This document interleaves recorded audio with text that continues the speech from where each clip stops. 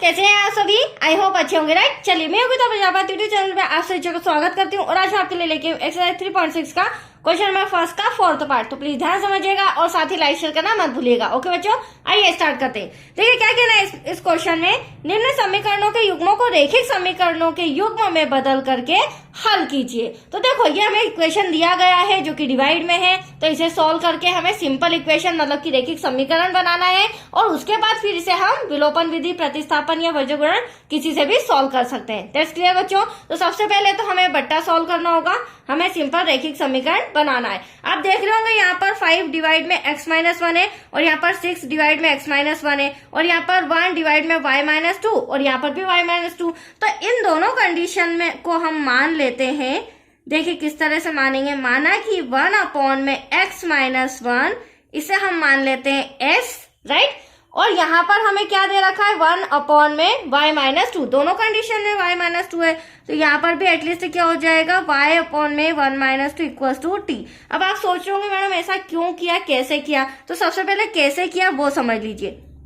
आप देख रहे हैं यहाँ पर दे रखा है मुझे 5 डिवाइड में x-1, तो इसको मैं 5 मल्टीप्लाई बाय 1 डिवाइड में x-1 के रूप में लिख सकती हूँ। तो और ऐसा क्यों लिख रही हूँ, क्योंकि मुझे 1/x-1 की प्लेस चेंज करके क्या लिखना है, s, क्योंकि मैंने आपके सामने माना है। That's clear. तो फर्स्ट एक कंडीशन में मेरे पास क्या बचा, 5 और s, तो यहाँ पर 5s आ जाएगा और यहाँ पर ऑलरेडी 1 में y-2 दे रखा है, ठीक है। तो इसकी प्लेस पर मैं डायरेक्टली क्या लिख रही हूँ, t लिख रही हूँ, तो इस पूरे प्लेस पर t आ जाएगा। ठीक यही कंडीशन हम फॉलो करेंगे इक्वेशन सेकेंड में। That's clear. तो चलिए फर्स्ट इक्वेशन बना लेते हैं। 5 हमारे पास यहाँ 5 बचा है, 5 ले लेते हैं।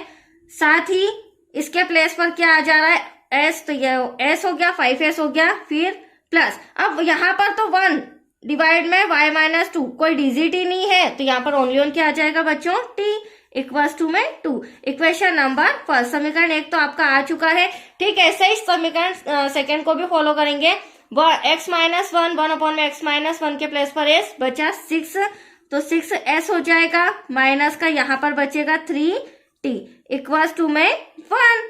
अब ये हो गया इक्वेशन हमारा सेकेंड। अब चूंकि हम इसे विलोपन विधि से सॉल्व करेंगे बच्चों, तो देखिए विलोपन विधि में क्या होता है, मैंने पहले भी समझाया है, या तो s के गुणांक सेम होना चाहिए या फिर t के गुणांक सेम होना चाहिए। तो ना ही s के ना ही t के। तो अगर t के गुणांक हमें सेम लाना है, गुणांक का मतलब अगर यहाँ 3 है तो यहाँ भी 3, यहाँ 5 है तो यहाँ भी 5, तो यहाँ पर हम क्या करेंगे, t के गुणांक सेम लाने के लिए 3 का मल्टीप्लाई समीकरण 1 में करेंगे, क्रॉस मल्टीप्लाई होता है ध्यान रखिएगा, और t के आगे कुछ नहीं तो 1 का मल्टीप्लाई समीकरण 2 में करेंगे। अगर आपको t के गुणांक चेंज नहीं करना तो s के करेंगे, तो s के 6 का ऊपर और 5 का नीचे मल्टीप्लाई हो जाएगा, राइट। तो s के गुणांक सेम हो जाएंगे, ये आपके ऊपर डिपेंड करता है। अब 3 का मल्टीप्लाई पूरे समीकरण 1 में करेंगे, तो 3 5 15 s प्लस 3 का t में करेंगे 3t, 3 का 2 में करेंगे 3 2 6, 1 में इन सब का करेंगे तो एटलीस्ट यही आएगा बच्चों,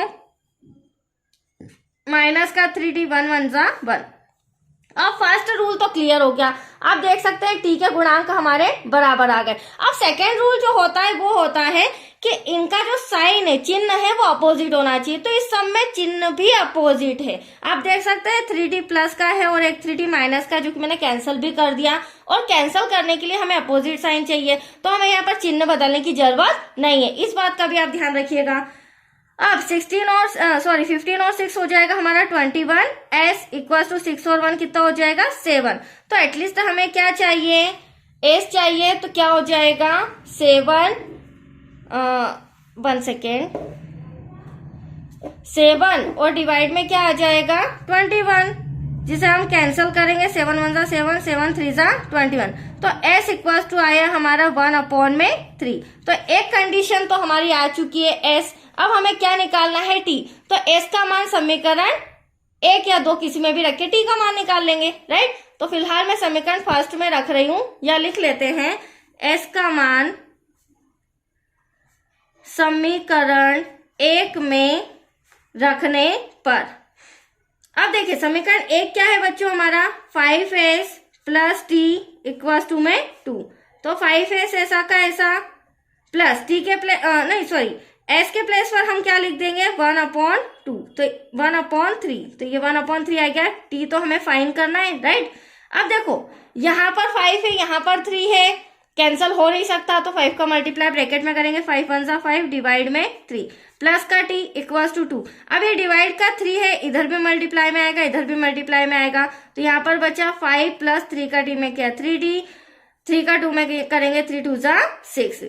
अब हमें तो क्या चाहिए 3d प्लस का 6 इधर आके माइनस, सॉरी प्लस का 5 इधर आके माइनस का हो जाएगा, 6 में से 5 किया बचा 1, और इसी स्टेप में हम इंटू का 3 कहाँ ले आएंगे डिवाइड में, तो ये आ गया हमारा t का भी मान।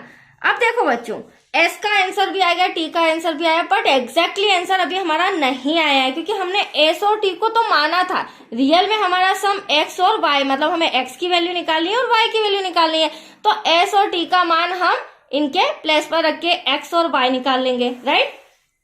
तो देखिए यहाँ पर सॉल्व कर रही हूं, अब देख सकते हैं आप 1/x माइनस 1 को हमने माना था s, पार्टीशन कर लेते हैं, ठीक है। ऐसे ही 1 में y माइनस 2 को हमने माना था t, तो 1/x माइनस 1 s के प्लेस पर उसकी वैल्यू आ जाएगी जो अभी हमने फाइंड की है, और यहाँ पर भी y माइनस 2 t के प्लेस पर उसकी वैल्यू आ जाएगी 1/3।